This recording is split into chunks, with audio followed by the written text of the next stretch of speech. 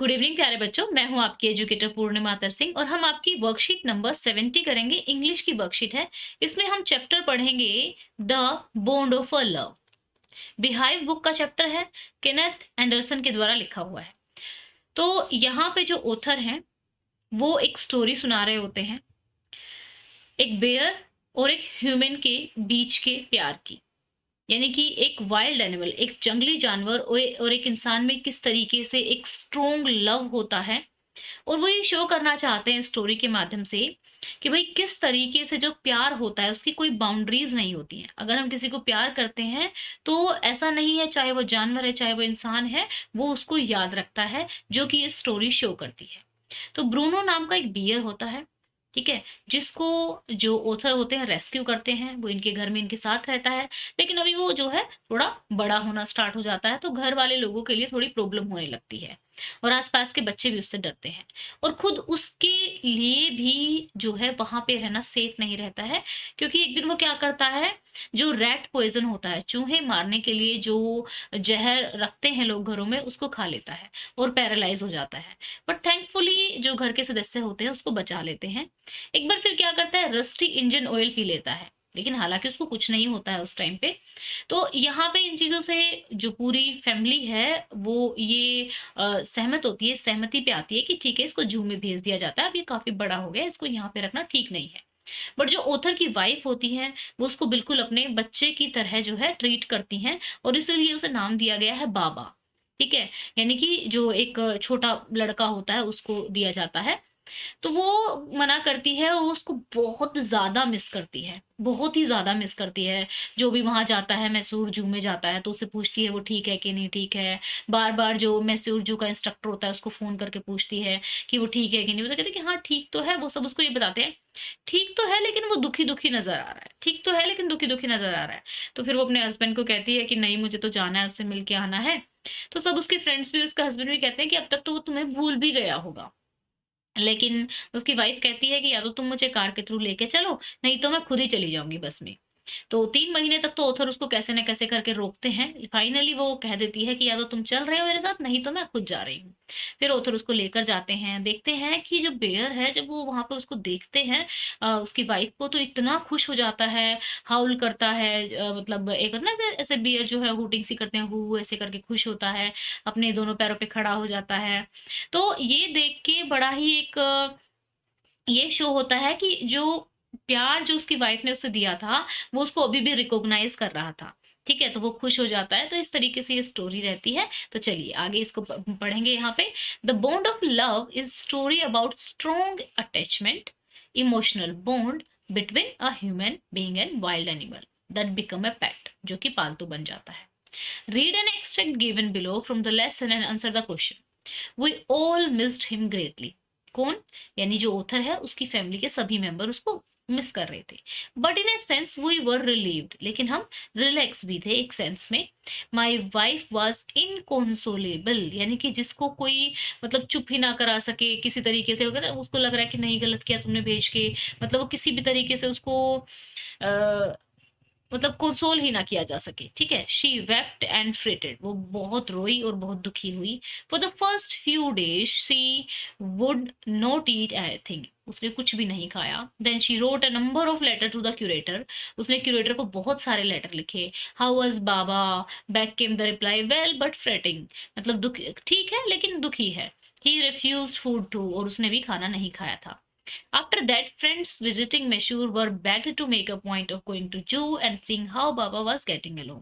तो उसके बाद जो फ्रेंड्स मैसूर को विजिट करते थे उनको कहती थी कि भाई प्लीज बाबा का पता लगा के आना, जू में जाना, एक बार देख के आना वो कैसा है।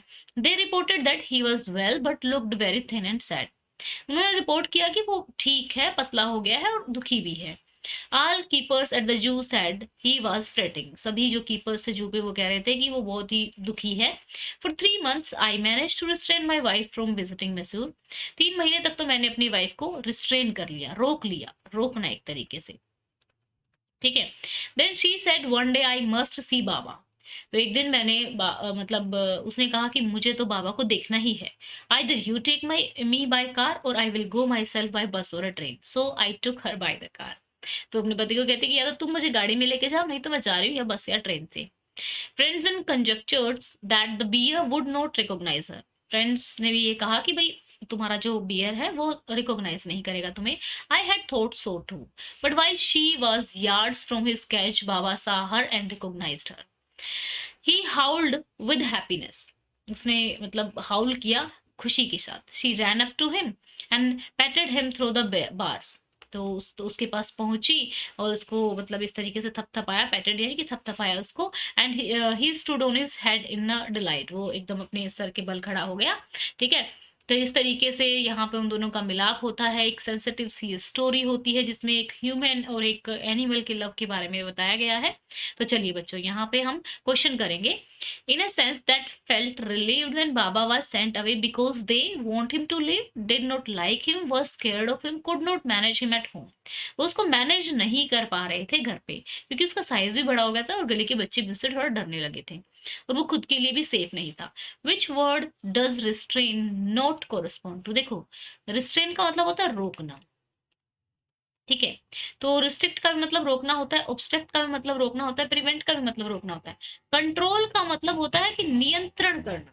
ठीक है ना, मतलब ऐसे नहीं कि कोई चीज हो रही है, मतलब ऐसा है कि जैसे मान लो कि एक तो मैं पानी बह रहा है, ठीक है, तो मैंने पानी के लेवल को कंट्रोल कर दिया। पानी पहले पूरा 1 लीटर बह रहा था, है ना, पाइप से 1 लीटर का बहाव था, मैंने उसको कंट्रोल करके ½ लीटर का कर दिया। ठीक है ना, मैंने पूरा ब्लॉक नहीं किया है। तो रिस्ट्रेंट का मतलब यहाँ पे एक तरीके से ब्लॉक, रोकना। तो बाकी 3 वर्ड्स का रोकना है, कंट्रोल का मतलब नियंत्रण करना है। ठीक है, pick the option that correctly classify fact.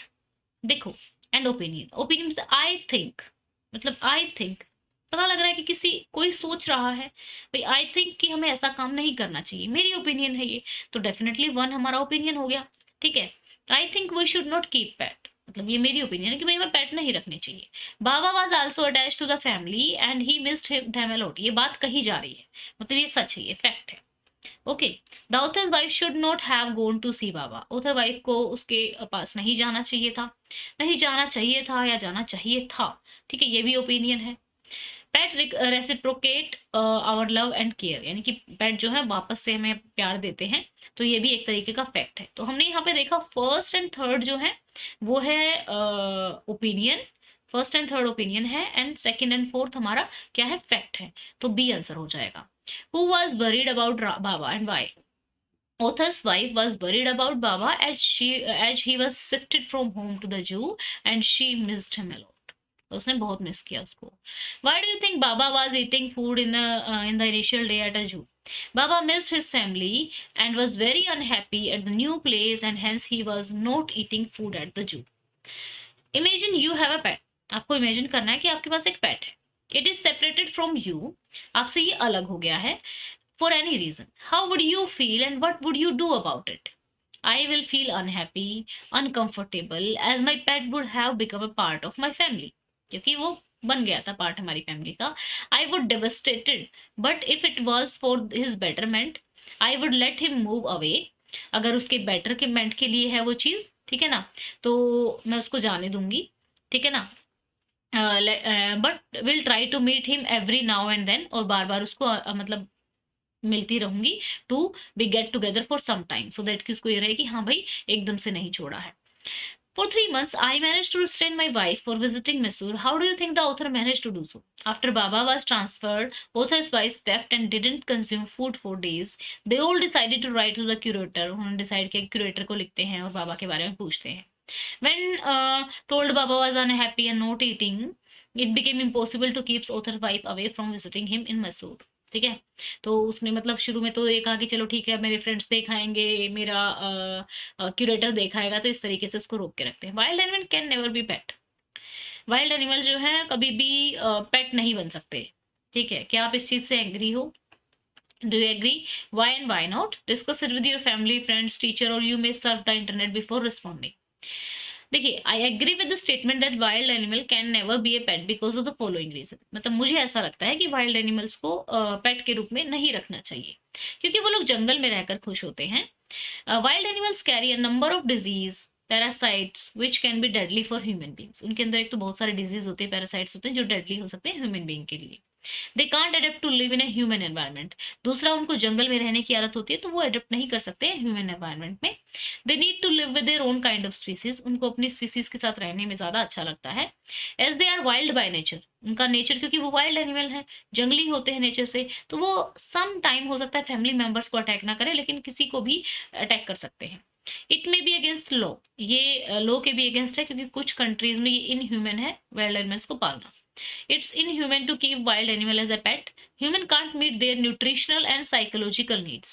Nutrition यानी कि जो न्यूट्रिशन वो जंगलों से प्राप्त करते हैं किसी का शिकार करके, या फिर साइकोलॉजिकल यानी कि अपनी स्पीसीज के साथ रहने में जो उनको अच्छा लगता है वो ह्यूमन के साथ उतना अच्छा नहीं लगता। तो this is the answer. Okay बच्चों, यहाँ पे हमारी वर्कशीट पूरी होती है। तो यहाँ पे भी आपने देखा कि चैप्टर का सिर्फ थोड़ा सा ही पार्ट दिया हुआ है, पूरा चैप्टर नहीं पढ़ाया गया है वर्कशीट में। लेकिन आपको क्या करना है, क्वेश्चन के आंसर आप तभी दे पाएंगे जब आप पूरा चैप्टर पढ़ लेंगे। तो आपको एनसीईआरटी से इस चैप्टर को पढ़ लेना है लाइन टू लाइन, तभी आप सारे क्वेश्चंस के आंसर कर पाओगे। हालांकि हम इंपॉर्टेंट क्वेश्चन करेंगे, लेकिन स्टिल आपको इसको अच्छे से कर लेना है। एंड 9th क्लास आप लोगों को मालूम है कि आपकी 14 जनवरी से फिर से मैंने क्लासेस स्टार्ट कर दी हैं अनअकैडमी पे। टर्म 2 की हम प्रिपरेशन कर रहे हैं, और आपकी क्लास का टाइमिंग है 8 बजे का। एक दिन छोड़ के एक दिन क्लास होती है, जैसे कल हुई थी 18 को, 19 को आज नहीं होगी, 20 को होगी, ठीक है, फिर 22 को होगी।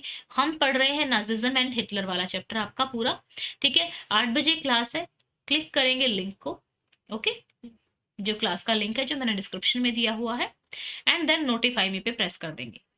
उसके बाद आपके पास जब भी मैं लाइव आऊंगी तो नोटिफिकेशन चला जाएगा। अगर आपसे कोड मांगा जाए, रेफरल कोड या फिर इनवाइट कोड, तो आपको पूर्णिमा 10 कोड लगाना है। एक बार फिर से याद दिला देती हूँ बच्चा, अनअकैडमी का प्रोडिजी टैलेंट रिवॉर्ड एग्जामिनेशन। इसमें क्या है, आप लोगों को मालूम है कि इसमें आपको एक चांस मिल रहा है कि आप अपनी एजुकेशन, आगे आने वाली एजुकेशन को बिल्कुल फ्री करा सकते हैं। अनअकैडमी फी पे करेगा तो 7th क्लास से लेके 12th क्लास तक का बच्चा कोई भी इसको जो है टेस्ट को दे सकता है। ये टेस्ट 4 टेस्ट रहेंगे, 23 जनवरी का, 29 जनवरी का, 6 फरवरी का और 13 फरवरी का। तो 29 और 13 फरवरी वाले में जो है एजुकेशन फॉर लाइफ जो है अवेलेबल है, जहाँ पे आपको आपकी फीस माफ होने की पूरी स्कॉलरशिप मिलेगी। और दूसरी चीज, इसके साथ ही 29 और 23 वाले में कुछ प्राइजेस भी मिलेंगे, जिसका रैंक 1 से लेके 100 तक के लिए प्राइजेस हैं, और रैंक 1 से लेके 500 तक स्कॉलरशिप है। स्कॉलरशिप में जैसे कि फर्स्ट से लेके 10 तक की तो बिल्कुल ही फीस माफ हो जाएगी, फिर अगले 10 की 75% माफ हो जाएगी। तो इस तरीके से है ना। तो पहले फर्स्ट रैंक और सेकंड रैंक को मिलेगा, फर्स्ट रैंक को मिलेगा लैपटॉप, ठीक है, रैंक सेकंड और थर्ड को मिलेगा एप्पल का आईफोन, रैंक 4 और 5 को एप्पल का आईपैड मिलेगा। तो इस तरीके से स्कॉलरशिप स्लैब रहेगा। अब जो लिंक मैंने डिस्क्रिप्शन में दिया हुआ है, 2 लिंक है, एक तो आपकी क्लास का जो अनअकैडमी पे आपके चैप्टर को पढ़ाने का है, और दूसरा है आपका प्रोडेजी का। तो प्रोडेजी के लिंक को क्लिक करेंगे तो ऐसे स्क्रीन पे पहुंचेंगी, उस स्क्रीन में अपना नंबर डालेंगे, एनरोल फॉर फ्री पे क्लिक कर देंगे। अगर कोड मांगा जाएगा तो पूर्णिमा 10 कोड लगाएंगे, ओके। एंड यहाँ पे देखो, आप चाहते हैं कि आपके एग्जाम की प्रिपरेशन, आने वाली क्लास की प्रिपरेशन एक ही जगह से होती रहे, सब जगह से, तो आप अनअकैडमी का सब्सक्रिप्शन ले सकते हैं। अभी ऑफर चल रहा है कि 12 महीने के सब्सक्रिप्शन पे आपका 3 महीने का सब्सक्रिप्शन एक्स्ट्रा मिल रहा है, और आइकॉनिक अगर आप खरीदते हैं तो 6 महीने का सब्सक्रिप्शन आपको एक्स्ट्रा मिल रहा है, साथ में क्रिएटिव कॉर्नर भी। तो ऑफर जो है पहले 500 सब्सक्राइबर्स के लिए वैलिड है। अब बच्चा, अगर आपकी कोई क्वेरी है तो कमेंट करके मुझसे पूछ सकते हैं, okay. Thank you, have a nice day, may God bless you. Video को लाइक कीजिएगा, चैनल को सब्सक्राइब कीजिएगा। Thank you, have a nice day.